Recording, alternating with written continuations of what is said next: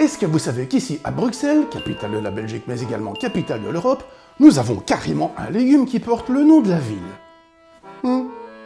Mais oui, le chou de Bruxelles, bien évidemment. Mais alors attention, hein, le vrai, l'original, l'historique, pas celui qu'on mange et qu'on boude à la cafétéria ou à la cantine. Hein. Entendons-nous bien, je ne vous parle pas du petit chou surgelé qui est gros comme un œuf de caille, hein, mais plutôt du bon gros chou, celui qui ressemble presque à une petite balle de ping-pong. Regardez.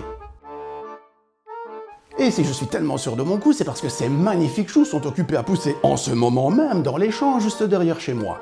Mieux que ça d'ailleurs, depuis 2 jours, ils sont occupés à être récoltés. Ah, ça change la donne, hein, là? Alors maintenant, tant que nous y sommes, est-ce que vous connaissez l'histoire de ce merveilleux petit chou, souvent boudé d'ailleurs à tort, mais c'est comme ça, par nos enfants? En tout cas, installez-vous confortablement, je vous raconte ça, vous allez voir. L'histoire commence au XIIIe siècle lorsque des maraîchers des faubourgs de Saint-Gilles et de Schaerbeek, 2 communes bruxelloises, commencèrent à manquer de place dans leurs champs pour y faire pousser leurs choux. Pour pouvoir pallier à ce problème, ils inventèrent donc un système totalement novateur et complètement à contre-courant pour l'époque. L'idée, c'était de faire pousser des petits choux sur une tige verticale plutôt qu'en ligne droite dans la terre. Alors autant que vous le sachiez directement, mais ces petits choux n'auront pas vu le jour en un hiver. Ni même en une décennie d'ailleurs, ni même en 2, ni même en 3. Loin, loin de là, vous pouvez me croire. Ce sera surtout le résultat d'une sélection très patiente qui aura duré plusieurs siècles. Probablement même entre le XIIIe et le XVIe siècle.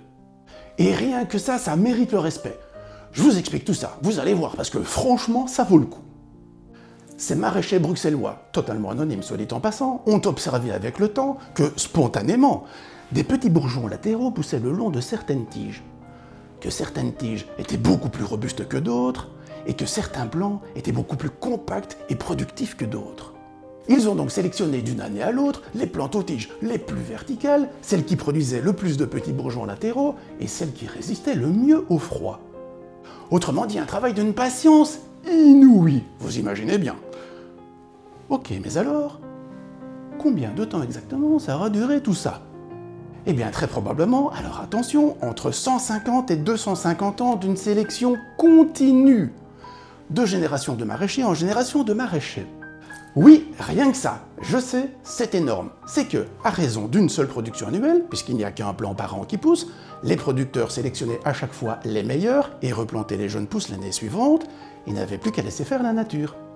Ils devaient donc recommencer tout à zéro à chaque fois avec des nouveaux plants, et ainsi de suite d'année en année, jusqu'au moment où ils ont pu obtenir les plants que nous connaissons toutes et tous aujourd'hui.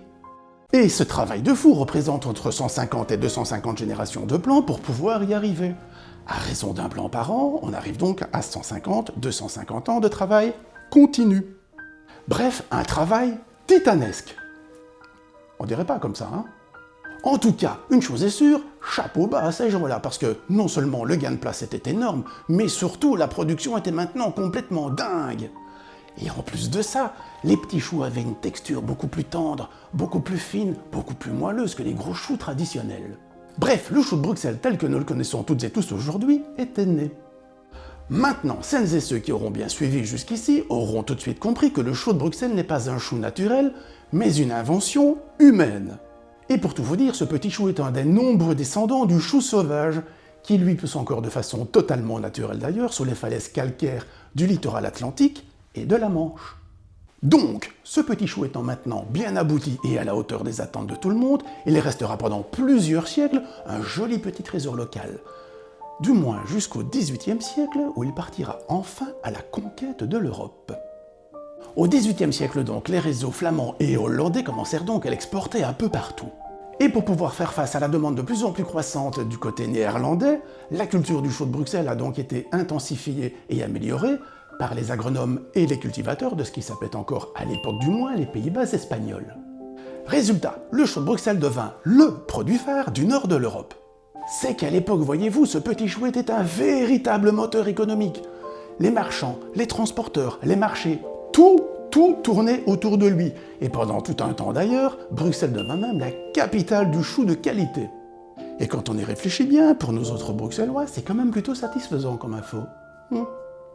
En passant, petite parenthèse, vous n'imaginez même pas la puissance économique qu'était la Belgique et Bruxelles à cette époque-là. Moi-même, je le redécouvre au fur et à mesure de mes lectures et de mes recherches. Et clairement, c'est totalement fou. Aujourd'hui, toujours pour une question de place, la Belgique n'étant pas un pays extensible malheureusement, le gros de la production des chaux de Bruxelles s'est déplacé aux Pays-Bas et au Royaume-Uni. Même si en Belgique, principalement en Flandre d'ailleurs, on continue toujours à en cultiver. Et puis surtout, le nom chaux de Bruxelles reste quand même une petite médaille d'or historique qu'on aime encore porter fièrement, mine de rien. Alors, info rigolote maintenant. Lorsque je fais mes menus, plutôt que d'appeler le chaux de Bruxelles, j'aime bien l'appeler le chou de la capitale.